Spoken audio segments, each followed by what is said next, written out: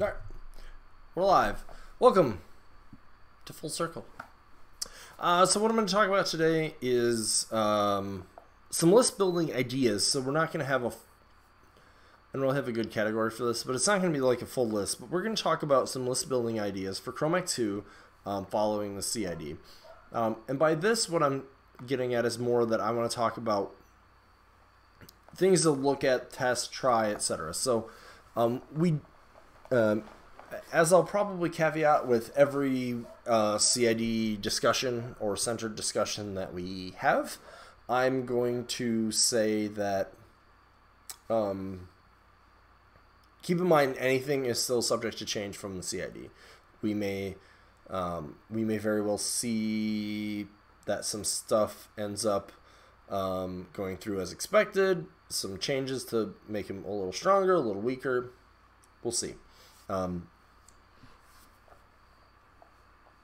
loving my lighting here again. Oh well. But we're going to kind of go off of where CID left off as sort of our basis for the discussion, right? So let's talk about Kromac2. So I've had a lot of videos, or not a lot, but enough videos where I've talked about Kromac2, what he does, who he is, like what he's about, how he's played.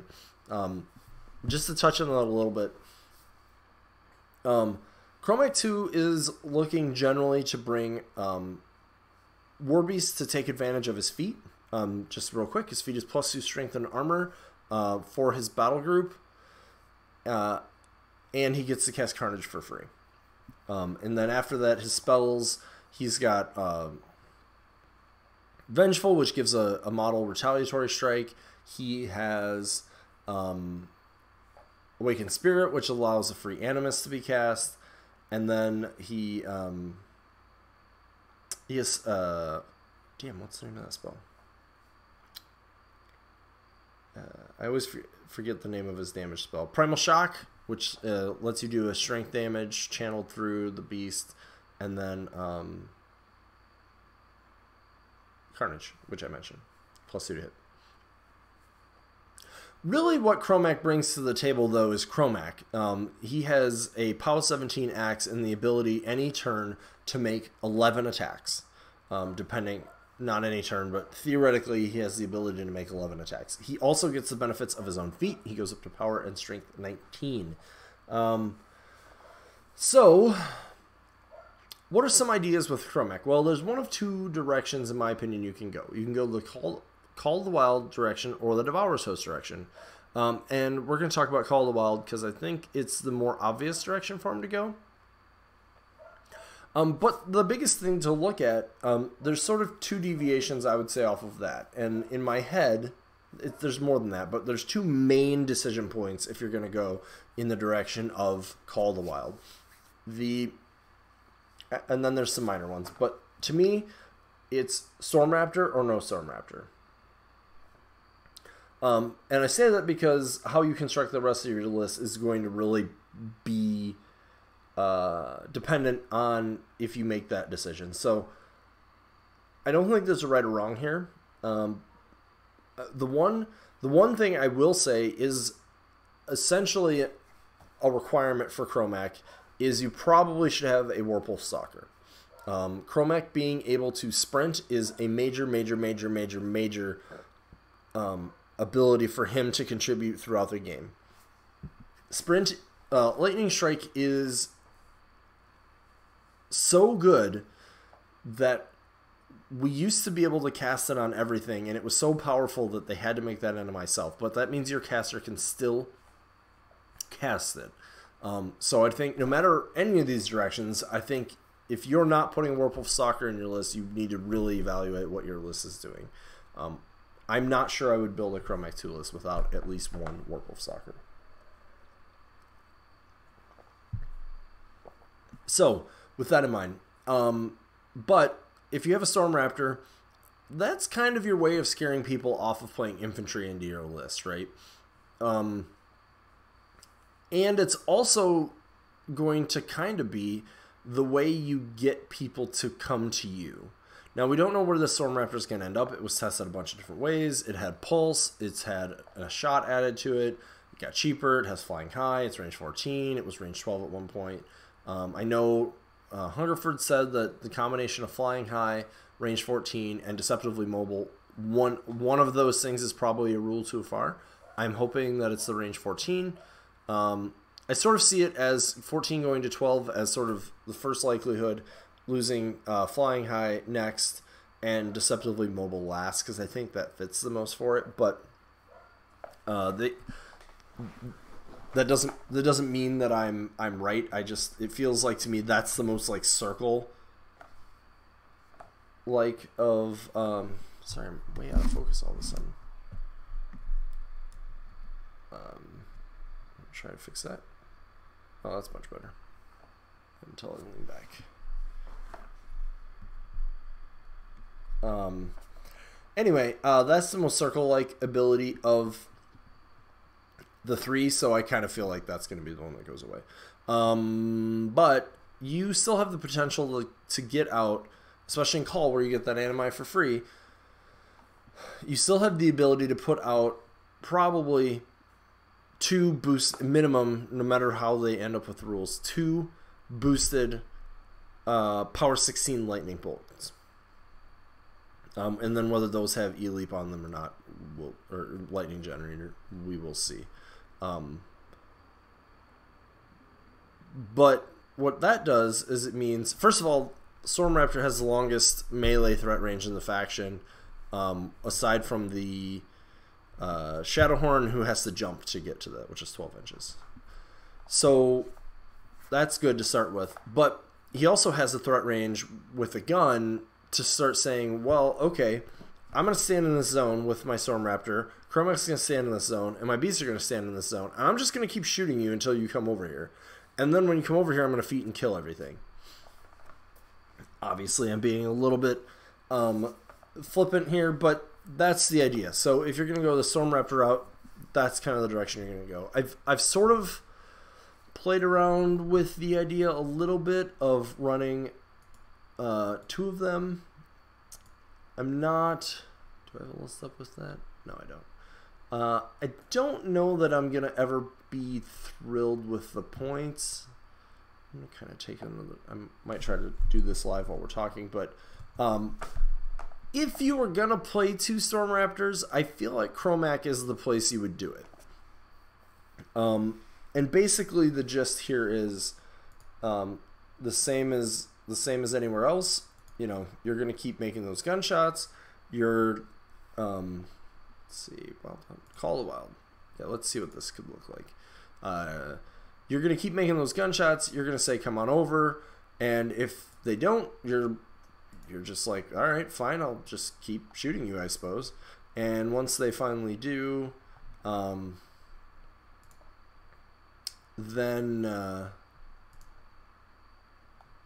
you can actually get, let's see if we can get 2 stalkers. Can we get a Gorax? Nope. Do we just go with Feral? Sorry. Hot radio takes here. Yeah, you could go with something like that.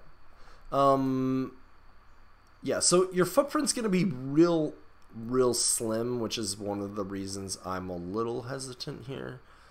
But you could theoretically consider going double Storm Raptor. They're not going to play infantry into that. You need to make sure that your Storm Raptors are getting work in with their guns.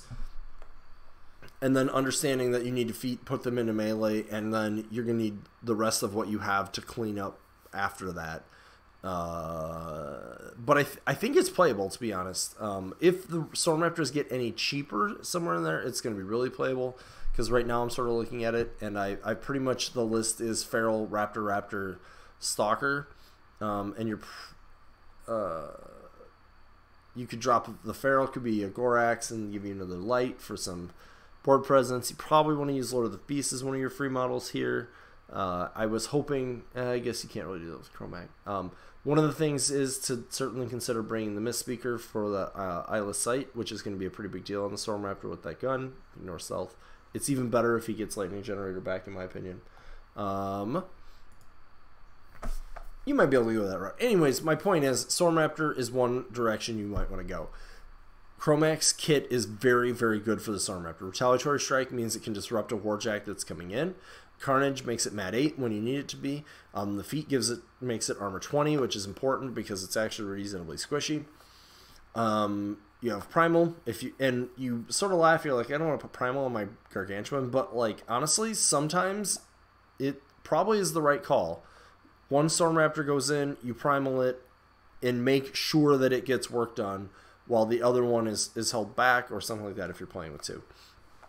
Even if you're playing with one, if you know you can send it in and with the feet and whatnot get enough attacks out there, it's probably still worth it.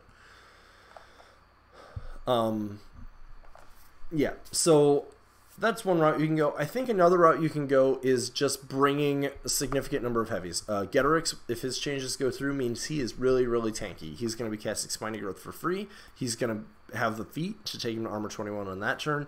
He's going to have his Rapid Healing. So he's going to actually be able to recover be pretty tanky in that list, while also liking everything else that Kromac does for the list. Kromac also likes to have Spiny Growth.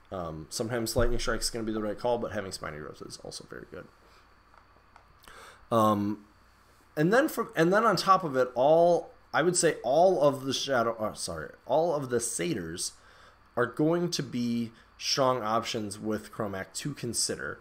The only thing I'm really not loving to consider here is probably a Pureblood, and I wouldn't even say I wouldn't even call that definitive, because Wraithbane obviously has some strong applications. But I don't think you're bringing this list too often to sort of be playing the like I need magic weapons game. Maybe we'll see. A lot of the like massive incorporeal stuff right now is on the decline, and I think you're gonna have another list paired with this. So, but you could again if you want to Kromac to be able to play into Crix, you probably want to consider a Pureblood or a Mist-Speaker, or both, possibly. But otherwise, I really like the goats for this list, and the reason there is, especially Riphorns, getting they go to 30 boxes as of the last test. They're going to have POW 16 Fist, POW 15 Head, still have the free charge, still have the Grab and Smash. I would love to see a different Animus on them, but it didn't look likely at the end of CID. That's fine. And honestly, sometimes in the list it's going to be valuable to have Bulldoze, just to push some stuff out of the zone or whatever. So, and it's free in Call of the Wild, so there's that. Its Blessing is really good from the Gnarlhorn. Counter Slam is weird, but your opponent has to consider it. And, of course, the Shadowhorn is always great to sort of start those free trades. He likes to plus your strength. He likes some maneuverability. He likes the Carnage. So these are all really good, in my opinion, to consider with Kromac. And I think there's a lot of variability in how a list like that could look. The Riphorns, to me, are what you're bringing when you're like, I'm bringing a list with like 6 heavies in it. Now, I don't know what the exact breakdown could be, but something where you're like, I'm gonna have like 6 heavies and you can't really ignore any of them.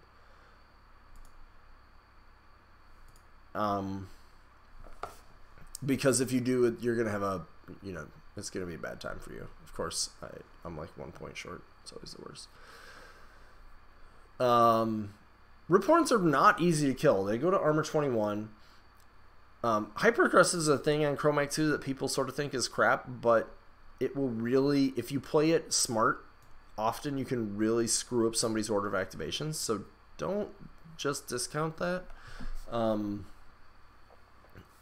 if you start moving forward, you've got a Feral, like, your Stalkers, if you can position them behind terrain or whatever, those are sort of the ones you want to try to hide, especially if you have 2 of them. You can hide it, get the stealth, but behind terrain, put them in good spots to be able to get lightning strikes off. And then you've sort of got like these 2 Riphorns and Getorix sort of in the open, but they're Armor 21 when they need to be. The Warpwolf, the Feral Warpwolf is Armor 20 and Defense 14. Like, you can put a pretty tanky team down on the table here. And a lot of people aren't going to really be expecting it. With all the Kromac lists, you're going to want to consider bringing either the Well of Orboros, debatable, or the Crockpot.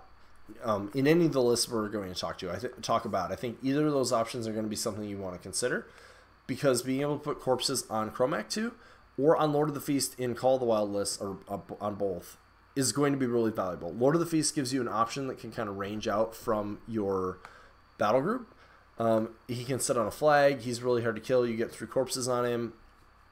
He becomes armor 19, 8 wounds stealth. You can theoretically heal. Things like that are really good for him. And he's another thing that can clear infantry. He's another thing that your opponent has to be concerned about. He's going to be something that can really swing. Like, if you play trolls, putting him into the Creel Stone is going to be great. There's some strong solos he can kill, etc. He can also load himself up more than ever with the corpses, which is good. Yeah. And then if you have the Puppet Master is particularly good for him, because sometimes he does miss that bird, and if you can give him a reroll on that, that's good. And then obviously for the corpses. So that's definitely something to consider. But Kromac, I talked about how one of his strengths is being able to make 11 attacks on a given turn, and if you have pieces there to enable doing that, you're going to be able to get a lot more use out of your Kromac2. Yeah, so I don't have a specific list there. I haven't tested anything in particular. My previous list had been Feral, Getterick, Stalker, Scarsfell, and a Wild Argus with Shifting Stones, 2 Shifting Stones, 2 Black Clads, and usually Lord of the Feast. With the point change, if I were to play that exact list, I basically just add the Spirit Cauldron and Boilmaster to that for free. Or, well, not for free, but like the points work out to let me add that. Probably would still be a strong list. I will probably play around with some other ideas with this build if I have a chance. Yeah. So anyway, Kromac2 is definitely looking to be in a strong place in Call of the Wild. So that's sort of the direction you can go there. Nothing too surprising here, right? I picked a caster on purpose that wasn't going to have a lot of huge changes. So if you go Call of the Wild, look at our new heavies. I think there's probably a compelling package there. I think all of the satyrs are in a place where they are worthy of consideration and fit with his game plan. I feel like Riphorn's maybe most of all in his case. But don't forget Gnarlhorn's Animus is also another relevant one. They're okay tanky-wise. They're definitely cheaper. Shadowhorns can set you up with some of the longer threat on some of the lighter things, etc., etc. So they're just like good trade pieces and stuff. Excuse me. So that's Kromac in Call of the Wild. Now, what a lot of people probably haven't considered, and I would say I've only touched on trying to figure out how I would play this. There's also Kromac2 in Devourer's Host.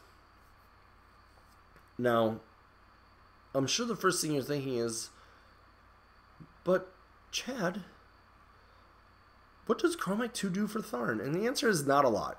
He does Carnage. Well, he does Carnage, right? Technically, Vengeful can go on any model. I should try that on Lord of the Feast. I've not done that. Carnage benefits everybody. Vengeful can go on any single model. Friendly faction model.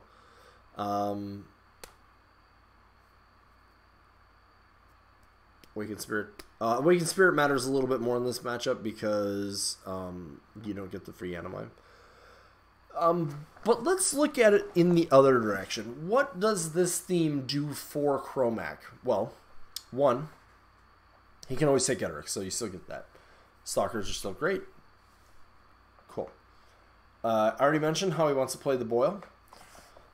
Well, it turns out so does something like Lord of the Feast or other Tharn. Lord of the Feast being probably still the one I would reach for because you get him for free. So I build a few variations on this. You can build it. I don't think you're going to really ever go over 40 points of Tharn if you're going this route. But another thing that it gives him access to is Loki, which is pretty compelling. He's not the hardest hitting by any means, but his hook is something that your opponent has to respect. His shield is something that makes him also very tanky. He adds elusive to the mix as far as animi. Overall, pretty strong. But it's really, in my opinion, what you're able to do for Kromac. First, he starts the game with the corpse. That is not inconsequential. That means your boil can more consistently spread those out to various places. 2, the Tharn Blood Shaman with Kromac is disgusting. Now you're adding... So, let's just... I did play test a game like this. I don't think I've talked about it. Into Crucible Guard. Now my opponent was of... he's not the most experienced. He doesn't like go to tournaments and stuff, so there is that. But I was sort of engineering it because I wanted to test to see what this would look like in such a way that I could put Kromac2 on his Vulcan. Between the theme benefit and the Boilmaster, he had 3 corpses. The Blood Shaman put Divine Inspiration on him. He had a reroll from the Boilmaster. And he feeded. He charged a Vulcan, straight dice. I spent the corpses first. I killed that Vulcan and was sitting on 5 Fury still. My dice were a little hot, I believe. I've not run what the actual odds of... No, there we go. Of being able to do that is... I should have done that before this video because I was really excited about doing that. But the Vulcan, I think, is a 919. Anyways, and I think it has 58 boxes. So let's see, so 3, so he's pound 19. We're gonna do this real quick. So he had 3 dice, drop the lowest. 2 dice, drop the lowest. Alright. Let's see where this ends up putting us. So with 4 attacks, doesn't quite get there. So spending 5 resources is about a 30% chance to kill it. 6 puts it at almost 80%. So that just gives you a sense for what sort of ridiculous damage a Kromac2 can do. With that. And I could have put Divine Inspiration on somebody else in his battle group too, like Getterix or Stalker or whatever. So, but basically, the Blood Shaman is the reason that you would bring this list. I had like Blood Weavers and Ravagers. I've retried it and I've had more Blood Weavers. They're actually really good with Divine Inspiration. They're cheap enough to consider using the Ritual Sacrifice on. They have Stealth, which is something you're usually not dealing with. They have Grievous Wounds as an option, which is another thing that's really strong for lists like this, trying to turn off certain things. They're fine to sort of branch out on their own to control different things and contest different things, and so forth. So I really like having the Blood Weavers with Kromac. And honestly, one of the things I got work out of that I didn't expect to was the fact that lost my train of thought there. Was the fact that I was able to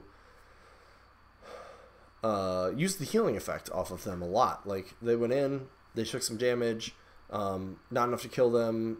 Blood Weavers kind of mopped up some infantry around them. And I would say Crucible Guard is not generally the drop you're looking for Kromac, but like Crucible Guard. Anyways, then the Blood Weavers went in, got some kills, healed up my beasts. Kromac didn't have to spend his resources. They go back in, you know, et cetera, et cetera. So that was actually better than I thought. And I only had 1 unit of Blood Weavers, so. And I was not getting as many kills with them using it because of tough and things like that.